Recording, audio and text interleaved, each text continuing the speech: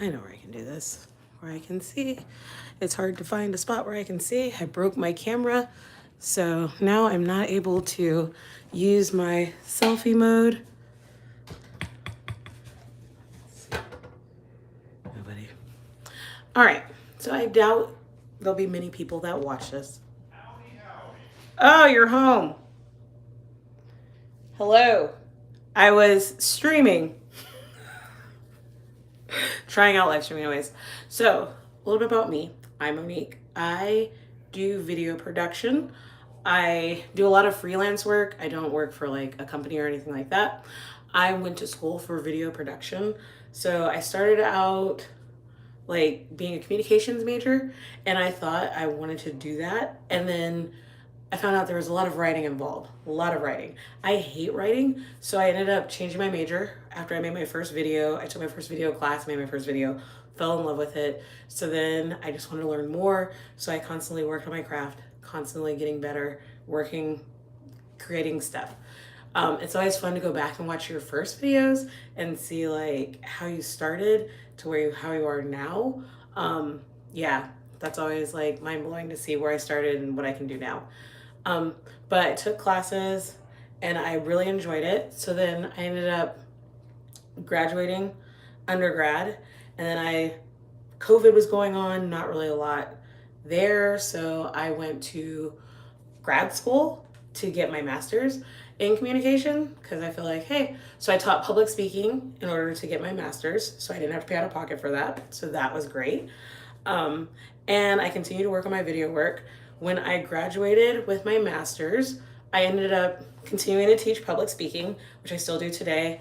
I have lots of students, like everywhere I go, I always hear somebody yelling my name because they took my class.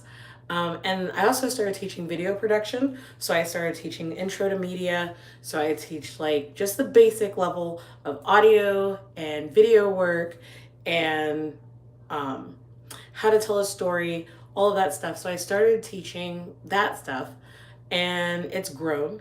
And then I also do freelance social media work. So I shoot stuff for different businesses. I'll go in, shoot their work. Some people I edit the videos and make it for them. And some people I just give them the raw videos and they edit it themselves.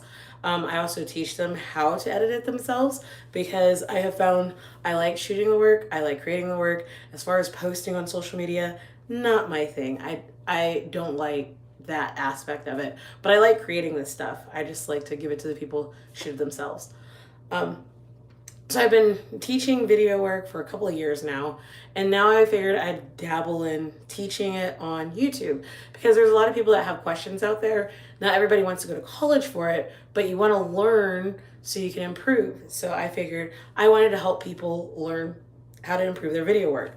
So one of the things I have to do is it's easy to teach in front of people because like you get their instant responses, you see how they're responding. So like it's easy to like respond to people as you see them when you're teaching them, but it's harder like talking to a camera because you don't get that instant gratification with getting the responses back from people like hearing what you have to say. So this is something that I'm working on. So this is my first time going live just to practice talking in front of the camera, seeing what I need to improve, seeing how I can get better. It was just a spontaneous thing that I figured I would try. If I get one person that watches this, then that's like a win for me. So one thing I've been doing is doing a lot of research, trying to see what things that people want to learn as far as video work goes. Like once you've been doing it for a while, everything seems easy, but you forget like when you started, there's a lot of things that are hard. Um, when I started, everybody used Adobe as all the editing stuff. And it was like Adobe this, Adobe that. You got to learn Adobe. That's what the industry uses, which in some cases they do. Like there have been people that I know that didn't get the job because they didn't know how to use Adobe Premiere Pro to edit videos. So in some cases in the industry, you will need to know how to use Adobe. But then in some places, they may use Final Cut. So you need to use Final Cut. So the main thing that I know I've learned is you gotta be flexible. So like when I first started doing social media video work, I would use like I would shoot with my camera and then I would use Adobe to edit it, and it would take me a while. But with social media, you got to have like a quick turnaround because you have so many deliverables that you have to get done. So you have like a quick turnaround and you have to hurry up and put that stuff out there. So I had to learn, I started shooting on my phone, but my phone's quality wasn't as good as like when I use my camera. I have a Canon R and I love it. So now what I have grown into is I shoot with my phone or shoot with my camera, shoot everything with my camera. I load it to my computer. Of course, like creatives love Apple because Apple talks to Apple. So I shoot everything on my camera now and load it to my camera. And then I put it all, I share it in the cloud to my phone. So then that way when I'm editing, I do all the editing like in like whatever social media platform I'm using. So if I'm shooting, if I'm doing something in Instagram, then I will edit right in Instagram. If I am doing something in TikTok, I will edit in TikTok. Sometimes if I know I'm going to do across the board, I'll edit in CapCut. So the main thing, like one of the biggest things that I have learned doing video production is don't get stuck in like one editing software. The more versatile you are, the more people want to work with you because it's like easy. And like the more you get used to learning new system, anytime a new editing software comes out, I always try it. So that way, at least I know a little bit about it. I don't get rusty. I'll keep like going at it. So that's my main thing as far as like video editing software. But the main thing, no matter like what technical experience you have to be able to tell a story. You have to be able to find a way to connect with your audience and like grab them. I had a friend when I was in grad school, her project was making videos, but that wasn't her strong point. And like the editing and the video work wasn't the best, but her subjects and the story that she was telling was really good. So she like told a great story. When we watched the video, everybody was crying and she goes, my video work. And it's like, if you have a good story, then it's not as important as like how good your camera angles are or if they're soft. Like if your scene isn't sharp, if it's fuzzy. So you want to make sure that you try and have like a good story. That's the foundation. So always figure out what you're starting with. What story are you trying to tell? And then go from there. And everything has a story. Everybody has a story. I'm just on here right now telling my story of how I got started in video work. I'm sure you have a story about like what it is that you've done. So figure out what the story is. And like, I wish I can just go up to strangers and I don't have that kind of confidence to just go up to them and ask them their story and then like retell it. Like when people tell me stories, I have like whole like movies that play in my head and it's like I'm watching a movie that plays along with whatever they're telling me. So like if you find a good story, people are going to listen. And what you have to say is important. And somebody may tell their story of how they got started, but their story is different than how your story is. I have watched the same type of videos over and over again, or even if there's a trend on TikTok, everybody's doing the same thing, but everybody has their own flair that they're putting on it. So I can watch them over and over and over again, back to back to back. And then my family is like, why is that sound playing back to back to back? And it's because I'm just going and watching the same trend videos over and over again. So it doesn't matter if somebody else is already doing it. You still have a story to tell. And the thing that's missing from all the other stories out there is your story. So you want to find out what story it is that you're telling and make sure that you put it out there.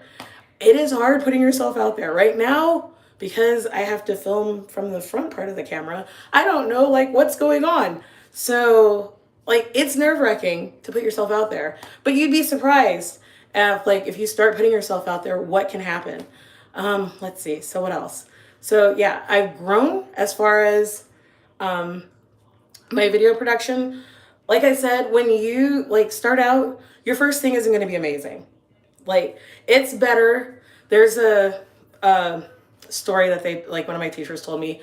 There was a class and they like broke them into two groups and they had like conducted an experiment. One group, they had them work on one vase. It was a pottery class. One vase the whole semester. Just spend all that time perfecting that one vase. In another class, they told them, you're going to do 25 small projects throughout the semester. So they did like, they just kept making stuff and making stuff and making stuff. And you would think that the class that focused on that one vase, perfecting it, was the best. but it was not. It was the class that did 25 bases because they kept learning what ways not to do it, learning how to get better.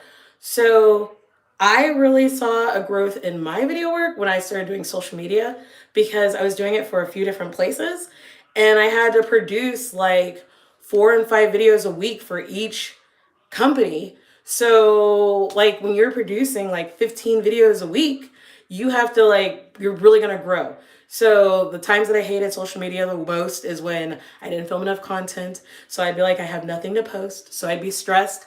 But when I got into like my good workflow and I have this stuff ready to go, it's like a piece of cake. I can whip up a video for social media in like 2 minutes. I still hate doing captions. It's not my favorite part, but AI helps me a lot with that. And like, it's ready to go. So I noticed I really grew when I started producing a lot more content. So if you're just focusing on like one video and you want to like perfect that video and you want to get it the best, you're going to be waiting a while before you start putting stuff out there. It's going to take a while for you to see your growth versus if you make something and say, I want to get better at audio. So you find the mic, you record it, and now your lighting could be horrible. You may not be able to see you in the shot, but if you can hear what you're saying, that's an improvement. So you'll have good audio. So then your next video, say you're going to work on lighting and you get the lighting great. I know one of the places I shoot is for a restaurant that has a lot of low lighting. It is only open in the evening. They wanted that moody, like date atmosphere. It took me, I'd say, a good year and a half of trying out different things until I got it to where I am happy with how it shoots. Now, I had to look at like low light lenses. So I ended up getting a 50mm. Love it. That is like one of my favorite lenses now. I bought it and I never used it. I set it aside. I bought it when I had my camera on a monopod and a kid knocked it over and busted my lens. So I had to send it in. I had a warranty, so they fixed it for free, which saved me a lot of money. But I got a 50mm lens, and that I never really used. I used it while I didn't have my main lens, but now I've gone back to like working with that lens and I found that it really works well. So that is what I shoot with most of the time is my 50mm. It does great in low lighting. I don't have like a lot of grain in my videos when I'm filming. So that's something that I would have never like, if I just, oh, the lighting sucks and never really tried to improve it, I would have never learned that. So really working and finding things. Sometimes I would look at other people's work and see how do I achieve that goal. And I would just like keep practicing until I got it.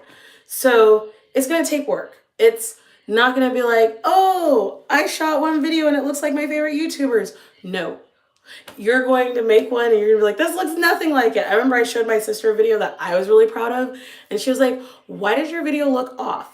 It doesn't look like the other videos I see. And I was like, because I'm me. No, it was just some stuff that I had to do and I just had to improve. But you got to start somewhere. So I started with I use my phone a lot because one of my photography instructors told me it's not about the equipment that you have. It's all about the person behind it. So if you know the settings to set on your phone or whatever you're using, then you're going to do well and you're going to shoot better. It is better for you to take a few steps and get closer to your subject with your phone instead of zooming. As soon as you zoom with your phone, it becomes pixelated. It looks horrible. So move closer. If you see that you're shooting with your phone and everything looks like it has a haze or a fog over it, chances are there's a thumbprint on your lens. So always clean your lens before you start shooting. That's automatically going to make your shots a lot better. It's going to have it clear. You're going to have like crisper shots. So if nothing else, if you just do those two things, move closer to what it is you're shooting, clean your lens, you're going to have like tremendous improvement. You'd be surprised how many times I have to tell people clean their lens. And whenever I am like on vacation or somewhere and I see a family trying to do a selfie and I go take a picture for them, I always clean their lens first and then I take the picture because 9 times out of 10, I see a thumbprint over the lens that's making their picture cloudy. So I'm gonna wrap this up. I wasn't planning on talking this long. I don't even know if anybody listened. we'll we'll see when I get off of here. I hope like something that I had helped somebody. If there are questions that you have about video production, feel free to leave it in the comments because I just want to help people learn. It is always fun. Like I teach public speaking, so it's always fun when I see the first speech.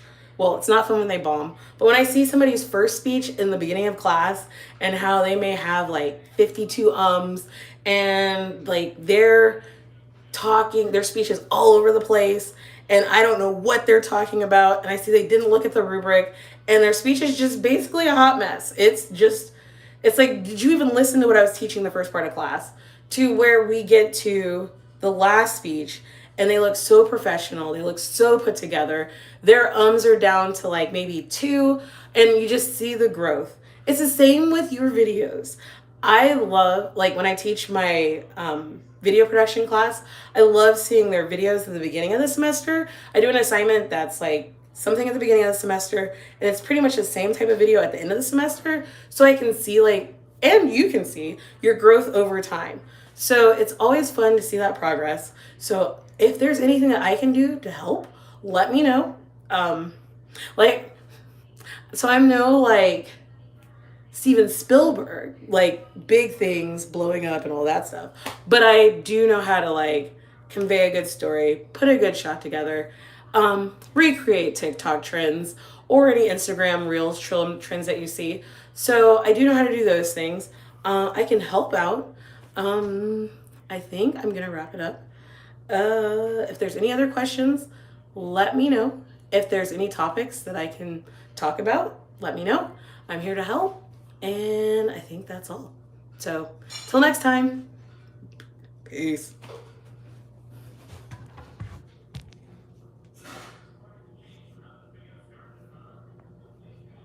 Oh, how do I stop it? Oh, right there.